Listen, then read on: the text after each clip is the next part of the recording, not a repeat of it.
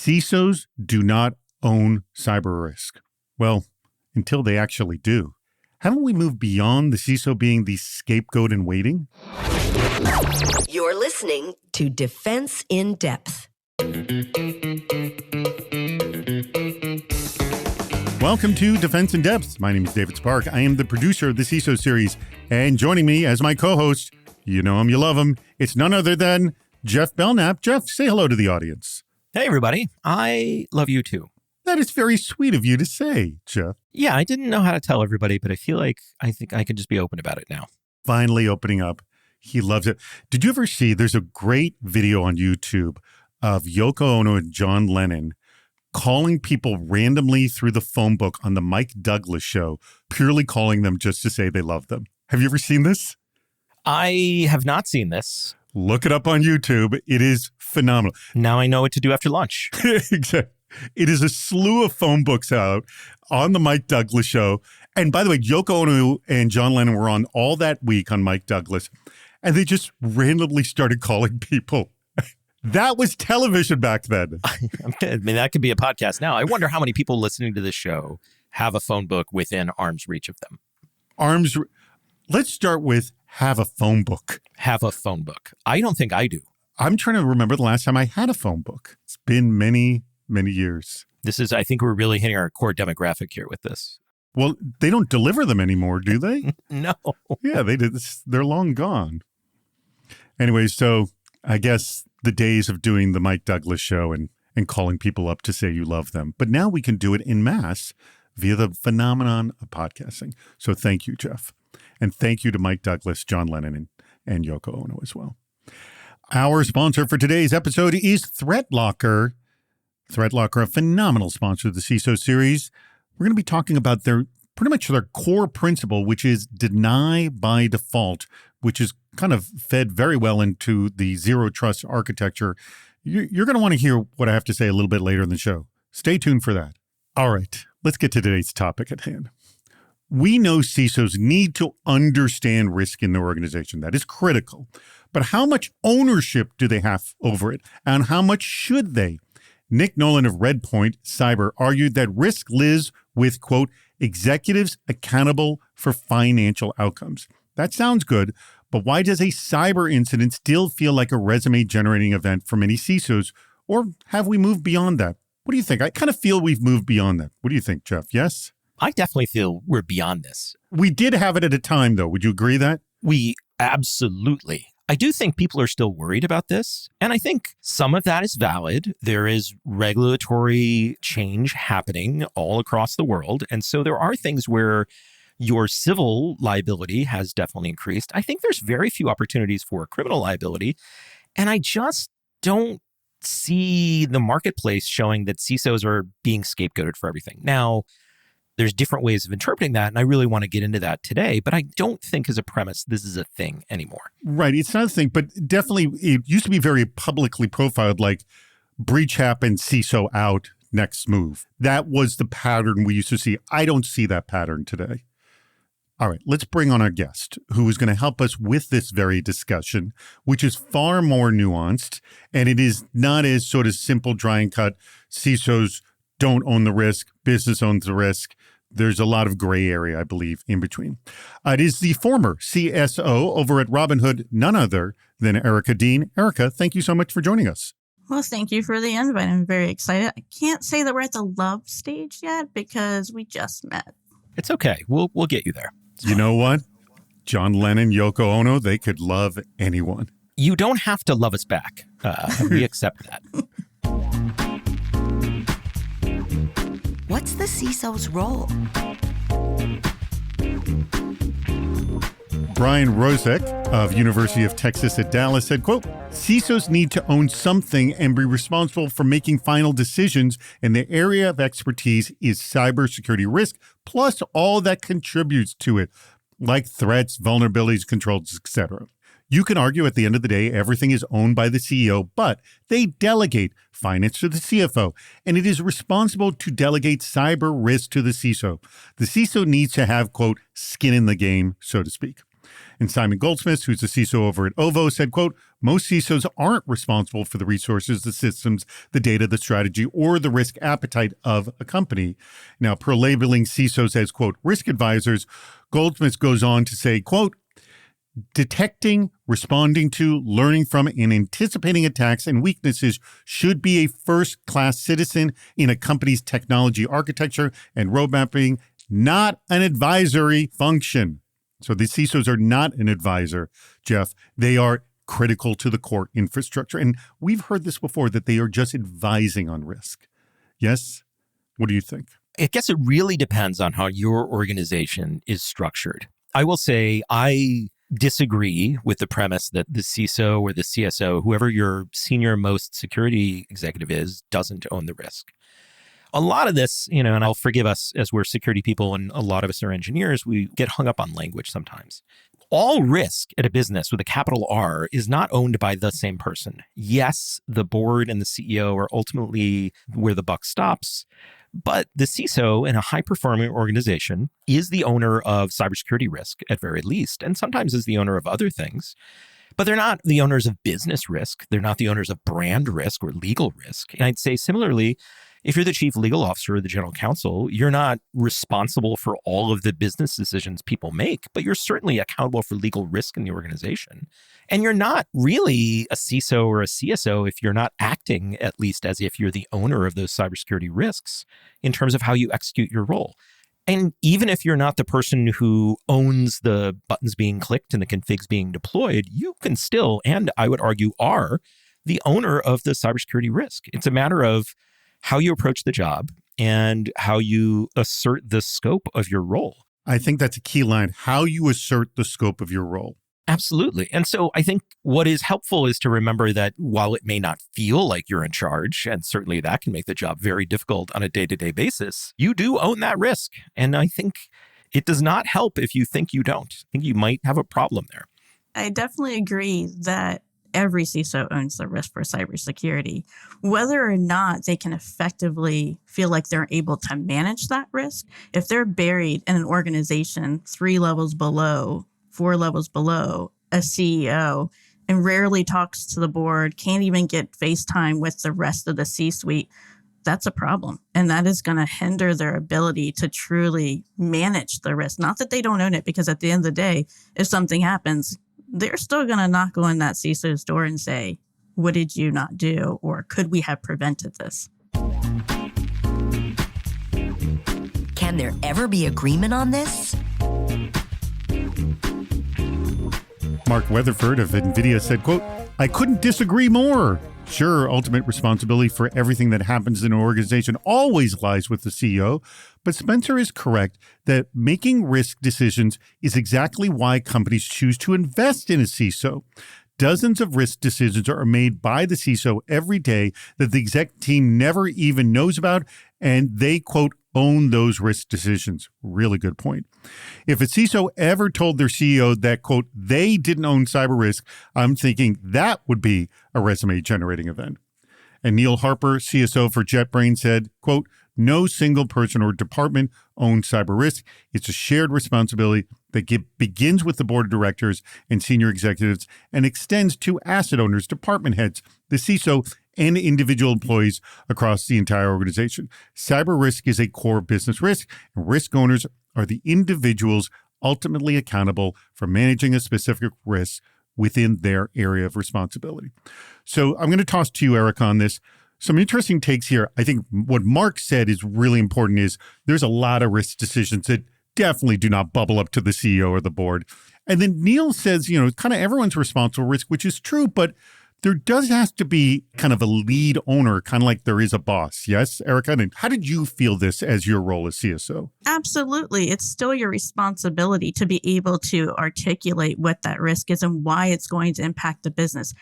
You as a CSO or a CISO, is it always your decision that gets to be made? Like if you say this is a bad idea, you should not do this.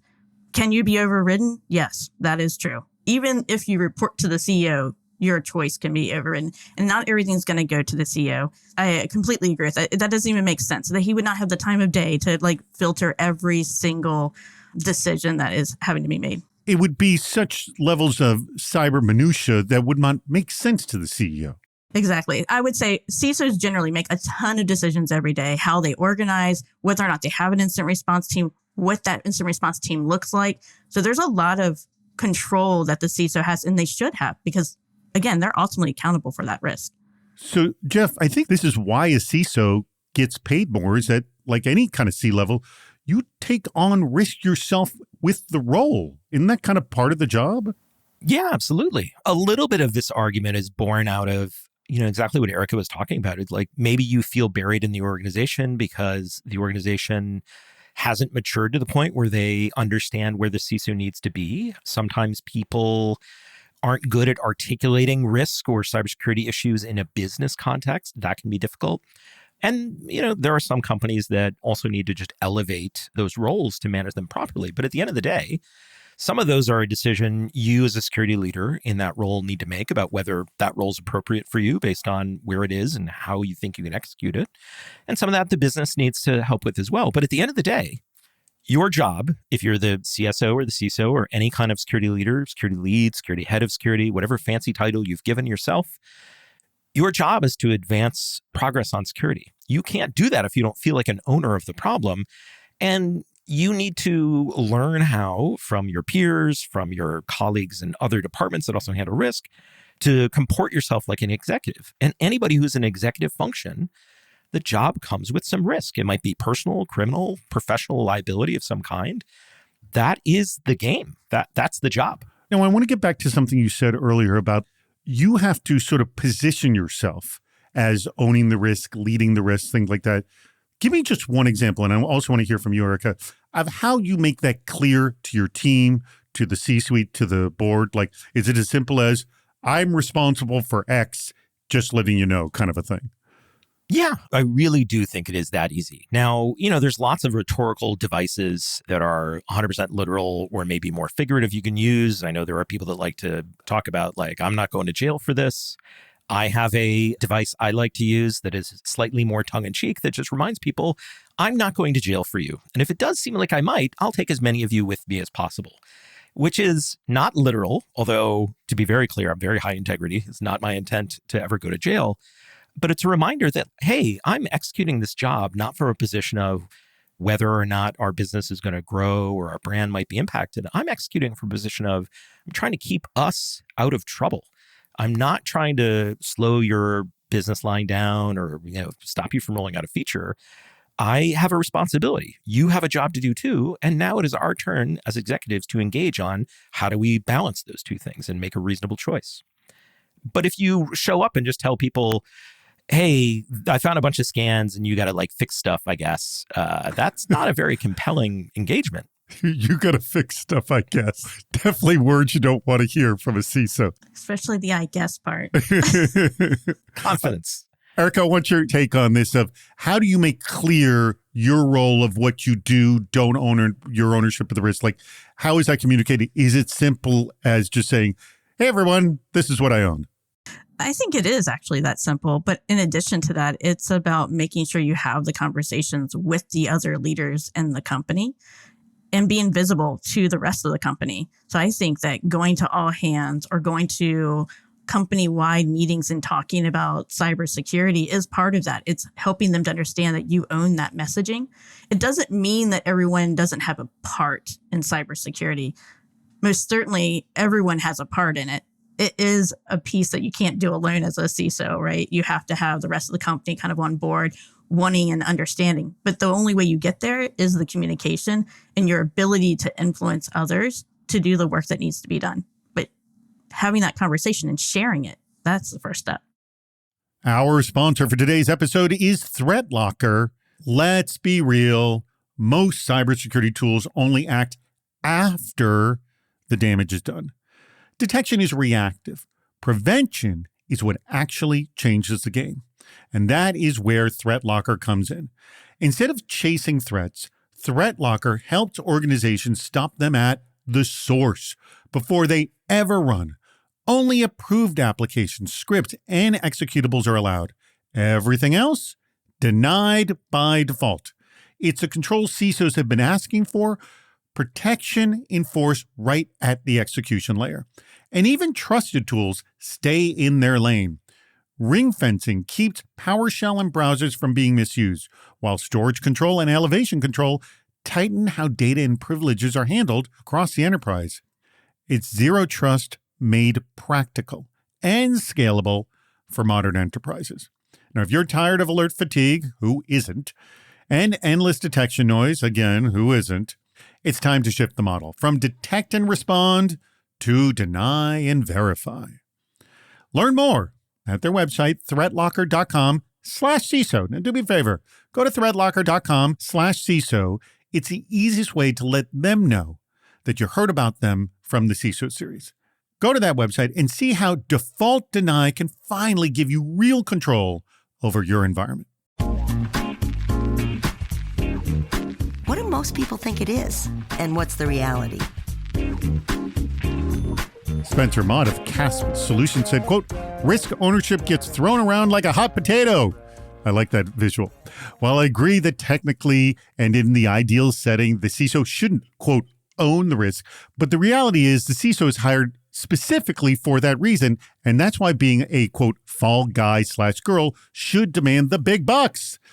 It's like a, quote, delegation of accountability, end quote, situation, and it happens all the time in business, not just pertaining to security. I guess I am saying there's what should be and then what actually is. And Mohammed S. of federal court said, quote, cyber risk isn't just about money. It's operational, reputational, and sometimes even existential. The CISO's job is to surface the risk clearly, quantify the exposure, and recommend actions. But the final call on what level of risk the company can live with, that sits with the CEO and the board, not one executive. So yes, the CISO doesn't own the risk, but neither does the CFO alone. Risk appetite is a leadership decision, not just a finance one. I'm going to go to you, Jeff, on this one. I think Mohammed makes a really nice division here in that making it clear what part of the risk equation the CISO does own, but the taking it on, that's the business's decision, right? Well, yes and no. I think every job is different about what your organization expects you to own. And let's be clear, own in that context is be the primary or the first line of defense. No matter what, whether you own a product feature or some services you deliver as an organization, if another peer executive disagrees, you're going to the leader of the organization to resolve that in whatever route it takes to get there. So even if the CEO of my organization is very clear that Jeff owns this risk for this part of the organization, sometimes things have to bubble up because there are other contexts that are important about business objectives, regulatory needs, et cetera. The helpful thing here is nobody owns all the risk. No one person owns all the risk. Lots of different risk decisions get made at different levels. And the most important thing is that, yes, I am accountable for the cybersecurity decisions within my scope. I am not the final say. And that doesn't stop me from asserting it as if I am. It's just, I know in the back of my mind, ultimately the CEO or the board or somebody else can overrule that decision based on how we need to operate. But really, risk appetite does come from you. It comes from you as a leader to understand and to calibrate what is the business doing. Like risk appetite, you can think of as the CISO as like, at what level does the CEO want me to bring them stuff? Like it's definitely not basic things. So you make a good point, is that part of we always talk about needing to know the business, understand the business. You should already know as a CISO what the risk appetite of the business is in general. There may be some last minute decisions like, well, this is a close call, I'm bringing it to you kind of a thing. Yes? I think that's part of establishing the right metrics to help you guide that. So if something triggers, then you know, hey, these are things that we need to be elevating, even to the board. Like there's different thresholds depending on what level we're talking about. Can you give me any example of this as like what you would bring to the board? Absolutely. So things that are happening from a fundamental, like programmatic standpoint, let's say that you have a vulnerability management program, but things are not getting patched. You would definitely want the board to know about that because it is a high risk area that you know that if those vulnerabilities are exploited, let's say that you're only patching like 20% of your systems, that's pretty bad. You kind of need to let the board know that. So you have to have thresholds around what you would want to bring to the board versus not. If it is something low level that wouldn't have a large impact on the company, then that's different, right? You wouldn't bring that to the board.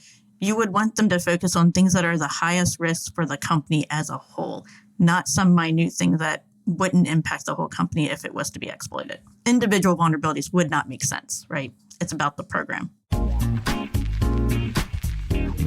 What aspects haven't been considered? Jonathan Waldrop, former CISO over at the Weather Company, said, quote, "It's far more nuanced. The CISO does advise, but they also must act. Nobody wants to work with a person who only tells them things they should do. Security is not the IT police. Security partners with business functions, IT, product engineering, legal, HR, everywhere really, and they ultimately help protect the business. Sometimes the CISO makes risk decisions that reduce risk based on the projects they implement. Only advising about risk makes the CISO look like a tattletale. Don't do that. Be a team player." I like that. And Mohammed S. Khan of Satellite Growth Station, Pakistan said, quote, "In many organizations, the board and CFO may be accountable on paper, yet they lack the technical depth to truly understand the exposure. That gap leaves the CISO carrying both the advisory and practical exposure. That gap leaves the CISO carrying both the advisory and practical ownership of risk without the authority to allocate resources. Until boards raise their literacy on cyber risk and treat it as part of the business strategy, accountability will remain blurred and CISOs will continue to operate as scapegoats rather than trusted advisors." All right, so this is a very interesting take. Jonathan said, you can't just advise, you got to do. And we've kind of explained this here. But Mohammed brings up a good point here is that the fact that the board and the CEO just isn't up to speed on cyber risk, that there's just so much that they can sort of grok and understand as what is advised by the CISO, that there may always be this sort of a level of blame factor. I know we're not at the level of breach happens, CISO gets fired, but do you still think there's some of that lingering, Jeff? I would say if you take the totality of businesses in the entire globe, a dental office, a software company, an oil field, I am sure we are not completely at the average or at the bar, right? Some businesses are going to not be as mature as others. And I feel for you, and if you are in one of these positions, but I also tell you, like, don't take the job. Don't accept the responsibility if you're going to be in a position where you can't impact that. You do have to sort of vote with your feet if you're in a terrible situation. But I do think the reality is the highest risk you can be is if you are accountable for risk at a public company. And in public companies, I think this is not a problem. I think in private organizations, it is highly variable whether the executive leadership and the board really understand cyber in general. Like, yes, I think in that situation, this can still be a problem. I would say you still have some public companies that are challenged with having members on the board that actually understand cyber risk enough to challenge. I do think that as a security professional, if you're the one presenting to the board and you're accountable for that, as a CSO and CISO should, then it's part of your role to help educate the board, request that they get training, things like that, or even suggest that we look at maybe adding a board member that does have the expertise or at least some technology background to be able to have the ability to question and ask questions like they should. Because you can't just sit back and just hope. But I agree. At the end of the day, when you're looking at a job, if you feel like it's not a good fit because you're not being heard, then not taking that job or leaving is probably your best interest, because you have to be respected and listened to as an advisor or as a security professional. If you're not able to get things done, you're not going to be able to accomplish your goal. And I think this is really important, the point you're making, Erica, and I just want to draw it out one more step, especially for the security professionals that are listening. There are absolutely, to Erica's point, companies that will scapegoat you. There are red flags and warning signs you will see ahead of time, and your challenge is to decide, what are you going to do about it? If you think the company is going to scapegoat you, you need to leave. You need to not put yourself in that position. Not every company is upright and moral, and not every leadership team is. Most of them are. This is something we've discussed on other episodes. This is actually worth having a conversation about during the first interviews. Yes, Jeff? Absolutely. What happens when we have an awful event? How are we handling that? And what is your liability? Is the company going to indemnify you from some of these decisions you're making? Yes. Am I under D&O insurance? Yeah. What is going to happen if you do get terminated? What's that look like? Are you being given a severance? Or are you going to have to defend yourself? Like, I think these are all really important questions that are, especially if you're taking a public company CISO role and it's a regulated entity, you're working in a regulated space or a country that has very tight cybersecurity regulations. If the board is not educated on those, or you haven't been able to lean into that, your job as a person is to make sure that you're not the one going down for those missteps. Like, it's the same as the CFO. The regulatory bodies expect the CFO to resign or be a whistleblower if there are irregularities, not to just be the scapegoat. The hard truth is these jobs are getting really important. They are high visibility. They are high risk in some ways, and you have to make holistic decisions about yourself. I think it's very important to have that early discussion. Eric, and I want your final thoughts on this, because if you ask the question when you're going into the interview for a CISO role, and they are not comfortable with having that discussion and can't be straight up with you with having that discussion, that's a red flag. Yes? Yes, it's a red flag. I would say before I accepted any of my roles from a leadership standpoint, the questions I asked were, well, what happens if we have a breach? Like, how does that interaction look? And I think that when I took my most recent role, it was at a time right after Uber and things like that happened. And so, of course, there was a whole bunch of conversation around whether or not CISOs can now be liable from a criminal standpoint. And so it most certainly is something you should be asking. And if they back away from the conversation, that's a red flag. That means that they're not willing to talk to you about something that could be real. And you want to understand, do you actually have the right protections in place? Because while you want to do what's right for the company, you also are a human and a person. You want to make sure that you're looking at yourself as well, not just the company. Very good point. Well, that brings us to the tail end of the show, where I ask both of you, which quote was your favorite and why? And I am going to begin with you, Erica. Of all these wonderful quotes that I read out, which one was your favorite and why? I think it's actually the Weather Company. That would be Jonathan Waldrop, formerly of the Weather Company. I think it's true, right? It is not good for us to be sounding like we're the police of IT, because that's not really our job. But at the same time, being a team player is what it's about. It's that collaboration is really key in the company to be successful as a CSO or a CISO. All right, very good. And Jeff, your favorite quote and why? A lot of good ones here. And I want to stress, just because your quote may not agree with me doesn't make it a bad quote. Many of the people I work with and live with me remind me I am wrong many times, and they love me anyway. I have that as well. Theoretically. I'm going to go with our first quote from Brian from the University of Texas at Dallas, which just said, CISOs need to own something and be responsible for making final decisions, and their area of expertise is cybersecurity risk. He goes on to sort of talk about, at the end of the day, the CEO and the executive management of your organization delegate everything. They're not managing these things directly, even though they may be ultimately accountable. And it is up to you, as somebody who's stepping into a security leadership or a CISO role, whether it be a public or private company, to sort of set with them, where's the boundary? What do you want me to be making you aware of? And a good CISO has a good internal calibration for what that is. You don't literally own all the cybersecurity risk. Nobody does, but it's your job to drive it and to take action and to make people aware, if they're not taking action, that that's not happening. So that is the hardest part of the job, is to take action and to make people aware of when that's not happening. Very good point. Well, now this brings us to the very end of the show. Huge thanks to our sponsor, and that would be ThreatLocker. We appreciate it, ThreatLocker, sponsoring the CISO series. You've been doing it for a long time, and we recognize it. And I hope you, our audience, as well. Please go to their website, threatlocker.com/CISO. Remember, add that /CISO if you don't mind. Easiest way to let them know you heard about them from the CISO series. Huge thanks to Erica Dean, former CSO over at Robinhood, and Jeff Belknap, my co-host, and to you, our audience.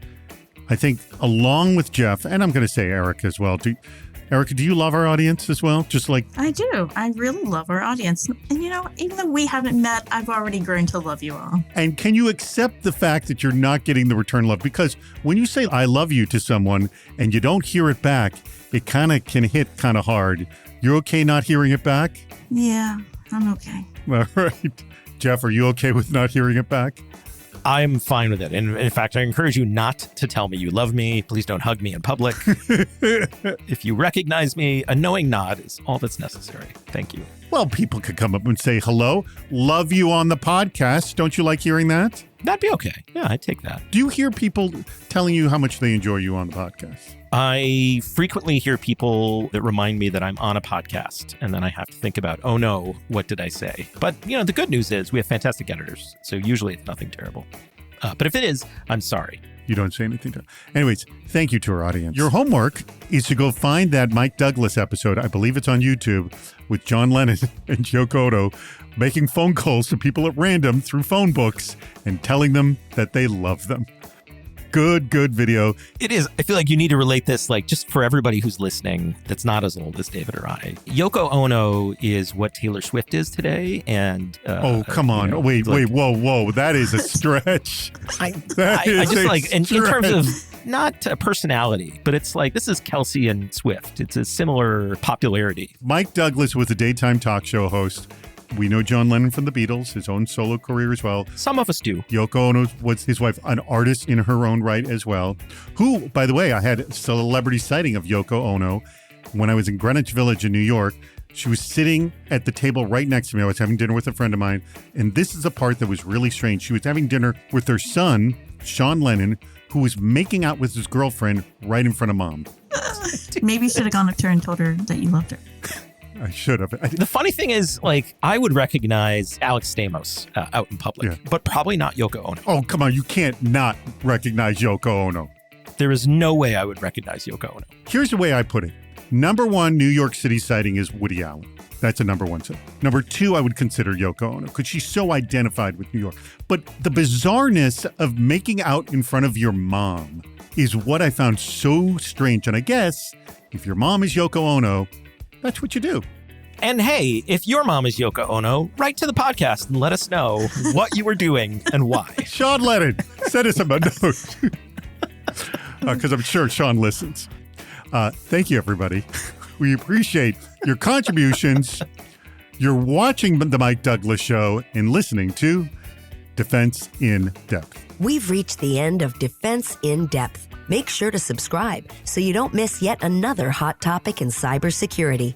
This show thrives on your contributions. Please write a review, leave a comment on LinkedIn or on our site, CISOseries.com, where you'll also see plenty of ways to participate, including recording a question or a comment for the show.